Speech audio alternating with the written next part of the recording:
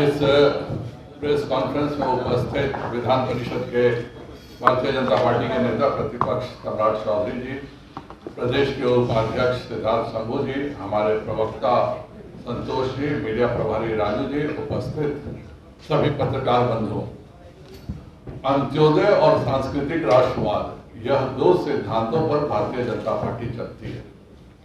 1977 में बिहार में पहली बार उस समय जनसंघ था और जनसंघ का जनता पार्टी में विलय हुआ था और कैलाशपति मिश्रा समेत हमारे सभी प्रमुख नेता कर्पूरी ठाकुर जी के उस मंत्रिमंडल में शामिल थे और उस मंत्रिमंडल ने पहली बार आरक्षण का अधिकार पिछड़ों, अति पिछड़ों के साथ महिलाओं को भी दिया था और पहली बार गरीब सवर्णों को भी 3% का अधिकार जो है आरक्षण का, वह कर्पूरी ठाकुर जी के साथ जनसंघ और आज के वर्तमान के भाजपा के नेता जब थे तभी यह हुआ था।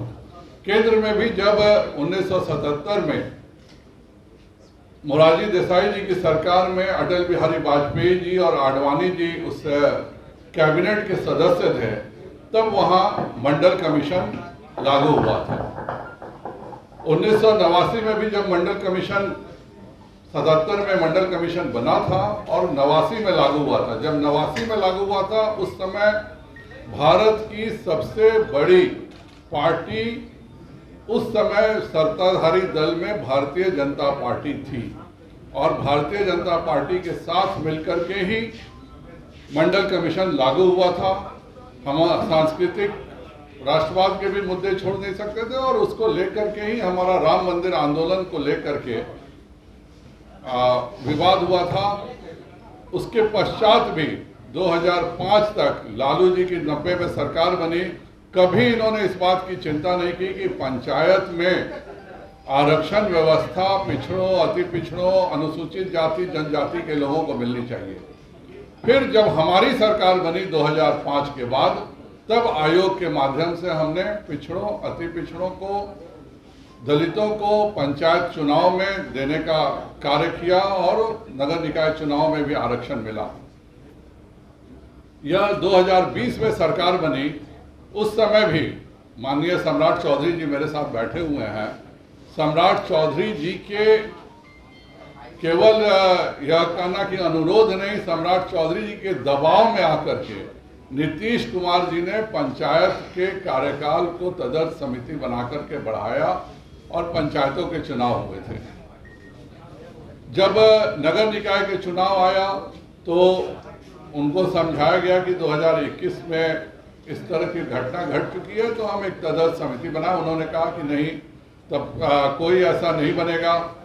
एजी ने भी रिकमेंडेशन किया। आप सब जानते हैं कि एडवोकेट जनरल का रिकमेंडेशन था कि ट्रिपल टेस्ट करा करके ही चुनाव होना चाहिए। उस रिकमेंडेशन कुमार के मन में पाप आ गया था कि हम तथाकथित स्वप्न देखें इस देश के प्रधानमंत्री बनने का।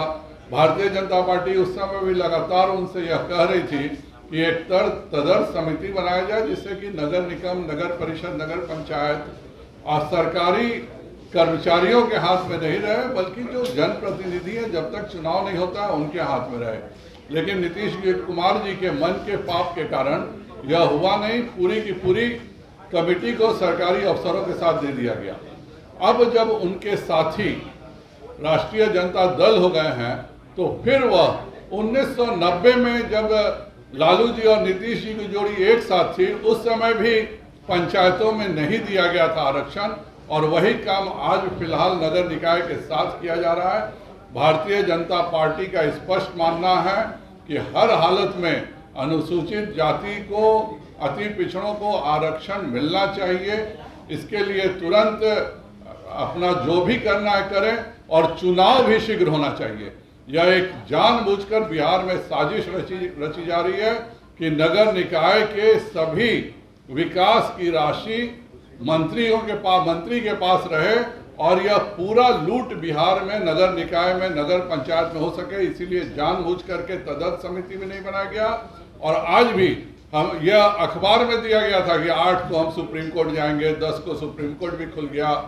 आज 14 तारीख हो गया, आज तक न यह सुप्रीम कोर्ट में गए हैं और न ही कोई आयोग बनाया है, जो कि साफ बताता है कि इनके मन में पाप भी कहिए या यह कहिए कि इनकी मजबूरी है कि जो उनको इन्होंने अपना मुखिया बनाया है या मालिक बनाया है, उनका आदेश है कि भाई अभी इसको जितना लटकाना है लटकाओ, और नगर निकाय के चुनाव नहीं होंगे कि तो नगर निकाय की सारी राशि नगर विकास मंत्री के अधीन रहेगी और वह वही सब काम करेंगे जो 90 के दशक में लालू जी करते थे। और एक अच्छे आदेश पालक की तरह, इसलिए मैं उनको रबर स्टैम्प मुख्यमंत्री कहता हूं, नीतीश कुमार जी इसमें पूरा सहयोग कर रहे हैं। आज 10 दिन बीत जाने के बाद भी न कोई सुप्रीम कोर्ट गए, न इन्होंने आयोग बनाया है, न कोई इन्होंने काम किया है। भारतीय जनता पार्टी आज इस प्रेस कॉन्फ्रेंस के माध्यम से उनको चेतावनी देती है कि तुरंत अति पिछड़ों को, अनुसूचित जाति को आरक्षण के साथ नगर निकाय चुनाव तुरंत कराए जाएं। इसके उनके इस जो फैसला है, जो इस तरह से गोलमोल करने का और आरक्षण छीनने का, इस फैसले के खिलाफ 17 तारीख को हर प्रखंड मुख्यालय में आरक्षण बचाओ, चुनाव निकाय चुनाव कराओ धरना भारतीय जनता पार्टी देगी।